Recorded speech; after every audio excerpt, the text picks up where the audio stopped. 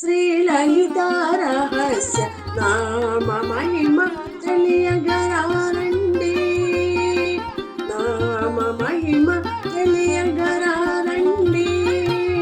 శ్రీలలిత రహస్య నామ మహిమ తెలియగరారండి.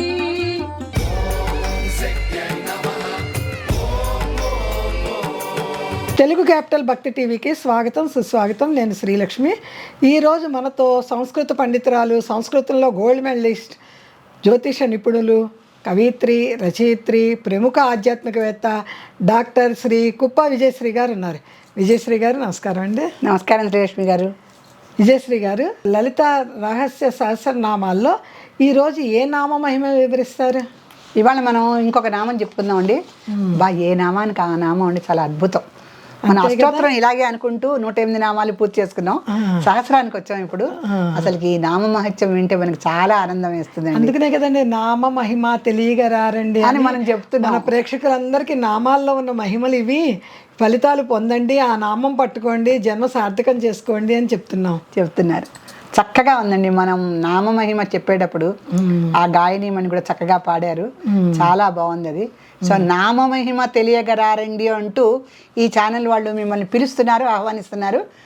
ఈ ఆహ్వానాన్ని అందుకొని ఈ నామ మహిమలన్నీ కూడా మీరు తెలుసుకోండి, సమస్య నివారణ చేసుకోండి, వరాలు పొంది హాయిగా ఉండండి. మీకోసం మీరు సదాశివ కుటుంబంలోకి వచ్చినందుకు మీకోసం మీరు ఈ నామ జపం చేసుకోండి. సదాశివ కుటుంబ సభ్యులందరికీ కూడా శివరాత్రి శుభాకాంక్షలు. ఇప్పుడు ఆ సదాశివుని యొక్క భార్య సదాశివ కుటుంబిని ఏమంటుందో చూద్దాం. ఎంత అద్భుతమైన దర్శనం ఇస్తుందో చూద్దాం. వదనస్మర మాంగళ్య గృహతోరణ చిల్లిక. వదనస్మర మాంగళ్య గృహతోరణ చిల్లిక. ఈ పదాలండి, చిల్లిక అనే పదం మనం ఎక్కడ చూడమండి. ఎన్నో నామండి? ఇది 11వ నామం. ఇది 11వ నామం. 11. వదనస్మర మాంగళ్య గృహతోరణ చిల్లిక. ఇవన్నీ వింటాం, ఈ నామాలన్నీ సాహిత్యం అద్భుతం చదువుతాం. కానీ చిల్లిక అనే పదం తక్కువ వాడతారండి. ఇక్కడ చిల్లిక అంటే మనం ఏదో చిన్న చిల్లికలు అంటే చిన్న చిన్న ఏవో అంటే గవ్వలు ఆడేటప్పుడు చిల్లికలు అంటూ ఉంటాం వాటిని, అట్లా అలాగే వాడతాం. కానీ సంస్కృతంలో చిల్లిక అంటే కనుబొమ్మలు. ఎవరికి ఎవరు వాడరు ఈ పద ప్రయోగం. ఈ శబ్ద ప్రయోగమే అద్భుతం. వసిన్యాది వాగ్దేవతల మజాక. వాళ్ళు అన్నారు అమ్మవారిని చూసి, దేవభాష వాళ్ళ అమ్మవారిని చూసి అన్నారు, అమ్మ నీ ముఖం ఎలా ఉందంటే వదన స్మర మాంగళ్య గృహతోరణ చిలిక. నీ వదనం ఎలా ఉందంటే స్మరుడు యొక్క, స్మరుడు అంటే మన్మధుడు, వదన స్మర అంటే మన్మధుడు, వదనస్వర మాంగళ్య మంగళప్రదమైనటువంటి గృహ తోరణ చిల్లిక. అమ్మవారి ఎలా ఉందంటే అమ్మవారు మన్మధుడు ఒక మంచి గృహం నిర్మించుకున్నాడండి. ఆ గృహానికి ఓ తోరణం కట్టాలిగా కొత్త ఇంటికి. ఆ తోరణం ఎట్లా ఉంటుంది, ఇట్లా వచ్చి ఇట్లా వచ్చి ఇట్లా వస్తుంది. అందమైన కనుబొమ్మలు కూడా అలాగే ఉంటాయి. ఇలా విల్లులాగా వచ్చి ఇలా కిందకు వచ్చి మళ్ళీ ఇలా వస్తాయి. అవును కదండి తోరణం. మన తోరణం ఇట్లా వచ్చి ఇట్లా వస్తుంది. కనుబొమ్మలు కూడా అంతే. కనుబొమ్మలు మధ్యలో కలిసిన వాళ్ళని అదృష్టవంతులు అనేది అందుకే. అవునవును, కొందరు వదనస్మర మాంగళ్య గృహతోరణ చిల్లిక. మరి గృహతోరణం లాగా ఉంటే ఆ యొక్క కనుబొమ్మల సౌందర్యం అవును కొందరికి ఉంటాయండి, అందరికి కలిసి ఉంటాయి. అది అమ్మవారి గుణం, అమ్మవారి లక్షణం. అది తెలియదండి మాకు. అమ్మవారి లక్షణం. ఎంత అదృష్టవంతులు ఆ కనుబొమ్మలు కలిసిన వాళ్ళు. ఆ కనుబొమ్మలు కలిసి ఉంటే మన్మధుడి యొక్క గృహము కి కట్టినటువంటి మంగళ తోరణమా అన్నట్టుగా అమ్మవారి కనుబొమ్మలు ఉన్నాయట. ఇప్పుడు చూడండి, మామూలుగా ఏంటి ఈ నామం యొక్క అర్థం ఏంటి? 16 అక్షరాలండి దీంట్లో ఉన్నది.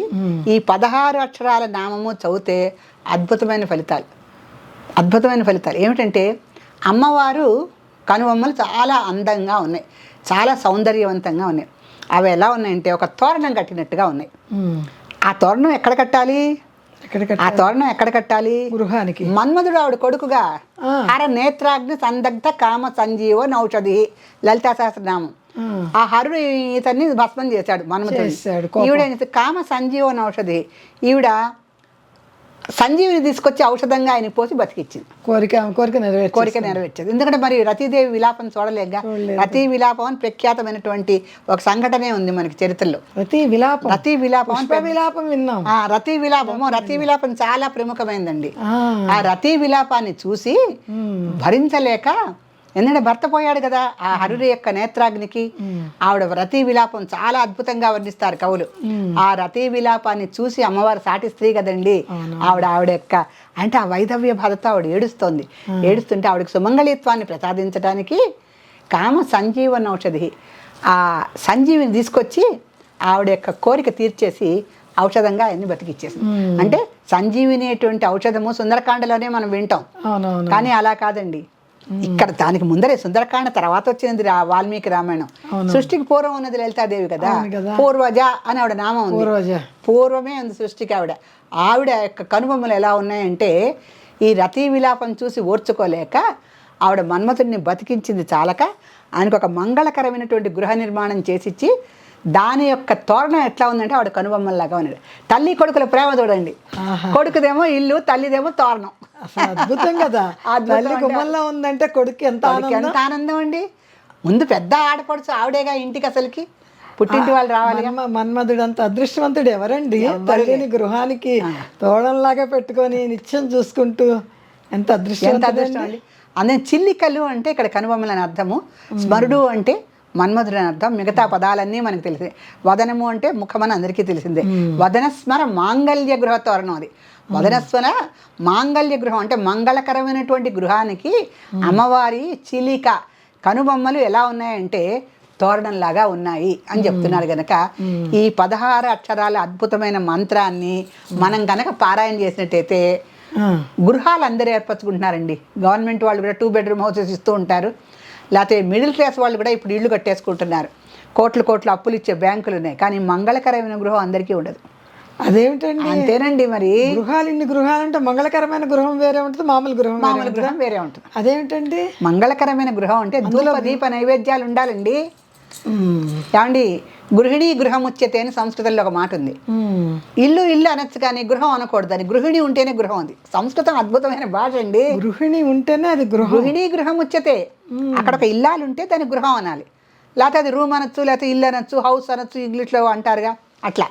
కానీ మన తెలుగువారు తెలుగులో గృహలక్ష్మి అన్నారు, గృహలక్ష్మి, గృహం అనలేదు. అద్భుతమైన మాట చెప్పారు. గృహలక్ష్మి ఉండాలి, అప్పుడే అది గృహం అవుతుంది. అంతే కదా, అందుకే గృహిణి గృహం ఉచ్యతే. అలాగే ఇక్కడ ఇళ్ళు అందరూ కట్టుకుంటున్నారు. అవునవును. మన ఇంట్లో పని చేసే వాళ్ళు కూడా వాళ్ళకి 2 ఇళ్ళు ఉంటున్నాయి ఇప్పుడు. ఉంటున్నాయి. మనకు ఒకటే ఇల్లు ఉంటుంది, ఇంకా వాళ్ళకి 2 ఉంటాయి. 2 ఉంటాయి. ఎందుకంటే ప్రభుత్వ సహకారాలు వాళ్ళకి ఎక్కువ, మన బట్టి ఐటీ ఆఫీసర్స్కి ఉండవు. అలాగే పెద్ద ఉద్యోగస్తులకి గవర్నమెంట్ అందించే సహాయ సహకారాలు వేరుగా ఉంటాయి. కానీ ఈ చిన్న జాతి వాళ్ళకి పాపం వీళ్ళకి చేయూతని ఇవ్వాలని వీళ్ళు చాలా ఉచితంగానే ఇల్లు నిర్మాణం చేసి ఇస్తున్నారు. వాళ్ళు పెద్దలు ఇచ్చిన ఇల్లు ఒకటి ఉంటుంది, వాళ్ళకి ఊళ్ళో ఒక ఇల్లు ఉంటుంది, నగరంలో మన వాళ్ళు ఇచ్చే ఇల్లు ఒకటి ఉంటుంది. సో 2 ఇళ్ళు ఉన్న వాళ్ళు కూడా కామన్ అయిపోయారు మనకి నగరంలో ఇప్పుడు, చాలా కామన్ అయిపోయారు. అయితే అన్ని ఇళ్ళు గృహం మంగళ గృహాలు ఎందుకు అవు అంటే ఎక్కడైతే ఎత్ర నార్యస్తు పూజ్యంతే రమంతే తత్ర దేవతారండి. ఎక్కడైతే స్త్రీలు పూజింపబడతారో అక్కడే దేవతలు రమిస్తారు అని మనకు ఒక ఇది ఉంది, సామెత కాదు, ఆర్యోక్తది. అలాగే ఏదైతే మంగళకరమైన గృహం అవుతుందో అక్కడ ధూప దీప నైవేద్యాదులు ఎప్పుడూ భగవంతుడికి నివేదన జరగాలి. అది మంగళగృహం. అంటే ఇప్పుడు మన వాళ్ళు పాజిటివ్ వైబ్రేషన్ అంటున్నారండి. ఒక ఇంటికి వెళ్ళగానే మనకి సోఫాలో కూర్చోగానే ఇంకా అదే కూర్చుందాం, వీళ్ళు కాఫీ ఇచ్చింది అక్కడ కూడా వెళ్ళొద్దు అనిపిస్తుంది. అవునండి. కొన్ని ఇళ్ళకి వెళ్ళగానే మంచినీళ్ళు కూడా ఎందుకో వద్దండి, నేను బాటిల్ తెచ్చుకున్నాను లేవబుద్ధి వేసేస్తుంది. మన దగ్గర నీళ్లు ఉంటాయి, వాళ్ళతో మాట్లాడాల్సిన 4 ముక్కలు చెప్పేసి పని మీద వచ్చామండి చెప్పేసి వెళ్తా ఉంటాం. కూర్చోబుద్ధి కాదు. కొంతమంది ఇళ్ళల్లో పని అయిపోయిన తర్వాత కూడా లేవబుద్ధి కాదు, అలా మొహమాటంగానే సరే కూర్చుండి పోబుద్ధి వేస్తుంది ఒకసారి. సరే వాళ్ళు ఇచ్చిన కాఫీ తాగి కూడా కాసేపు హాయికు ఏంటంటే ఆ ఇంట్లో పాజిటివ్ వైబ్రేషన్ మనం అట్రాక్ట్ చేస్తూ ఉంటుంది. అది దీన్నే మంగళ గృహం అంటున్నాం సంస్కృతంలో. అందుకనే వదనస్మర మాంగళ్య గృహతోరణ చిల్లిక అంటే మంగళకరమైనటువంటి గృహం కలిగిన మన్మధుడి యొక్క ఇంటికి అమ్మవారి కనుబొమ్మలే తోరణాలుగా ఉన్నాయనేటువంటి ఈ 16 అక్షరాల నామము అద్భుతమైన గృహయోగం కల్పిస్తుంది. ఆ గృహం కూడా ఏంటి మంగళకరమైన గృహమే వస్తుంది. మంగళకర అంటే అమ్మవారి కనుబొమ్మలతో తోరణం కట్టిన మన్మధుడికి ఇల్లు ఎట్టా వచ్చిందో మనకి అట్టగే వస్తుంది. మనకి అలాగే అవుతుంది. మన అమ్మ కూడా వస్తుంది మన ఇంటికి. అమ్మ వస్తే అన్ని మంగళాలే. ఎత్ర అమ్మ తత్ర మంగళం అని మనం చెప్పుకోవాలి అంతే. అమ్మ ఉంటే చాలు. ఏదో దీంట్లో నా దగ్గర ఇన్ని ఉన్నాయి అన్ని ఉన్నాయి అంటే ఒక డైలాగ్ ఉంది, మేరే పాస్ మా హాయ్ అంటాడు ఆ హీరో. అలాగే అమ్మ ఉంటే అష్టైశ్వర్యాలు ఉన్నట్టే. నిజమేనండి. అటువంటి అమ్మ కనుబొమ్మలు తోరణంగా కట్టుకున్న మన్మధుడు ఎంత అదృష్టవంతుడండి. అందుకని ఇవన్నీ మనస్సుకు సంబంధించిన మంగళకరమైన భావనలు. ఈ మన్మధుడు మనస్సుని మదించేవాడేగా మన్మధుడు, ఈయన కూడా. అందుకని ఆయన ఇల్లు చూడంగానే మంగళకరమైన భావన కలగాలని అమ్మవారి కనుబొమ్మల లాంటి మంగళ తోరణాలు ఆయన కట్టుకున్నట్ట. అందులో చూడండి, మంగళ చరణి మంగళ వదనే మంగళదాయిని కామాక్షి.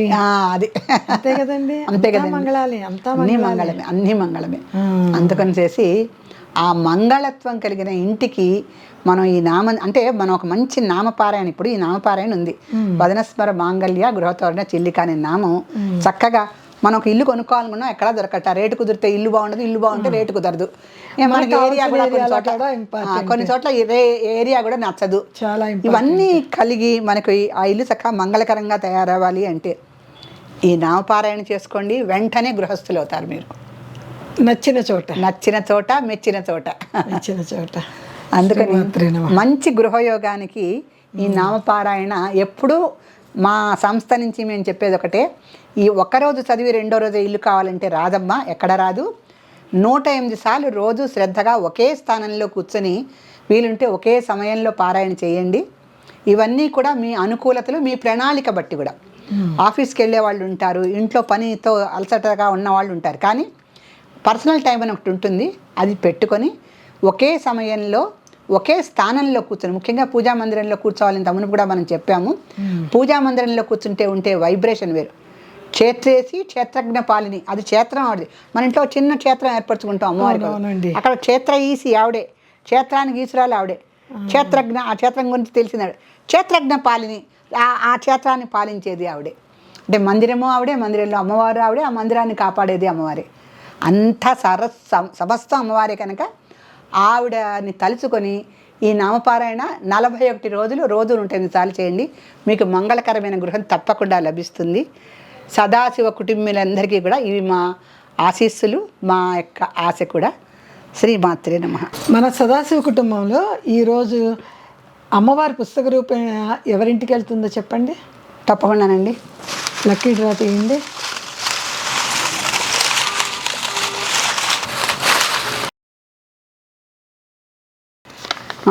ఈరోజు లక్కీ లాటరీలో లక్ష్మీ మండవ గుంటూరు. లక్ష్మి అమ్మవారి పేరు పెట్టుకున్న నువ్వు ధన్యురాలువి. త్వరలోనే నీకు లలితా సహస్రనామాలు 1000 ఫలితాల పుస్తకం మీ ఇంటికి చేరుతుంది. శుభమస్తు. లక్ష్మి గారు, మీకు త్వరలో తెలుగు క్యాపిటల్ భక్తి టీవీ వారు మీకు అమ్మవారి రూపేణ పుస్తకం మీకు పంపిస్తారు.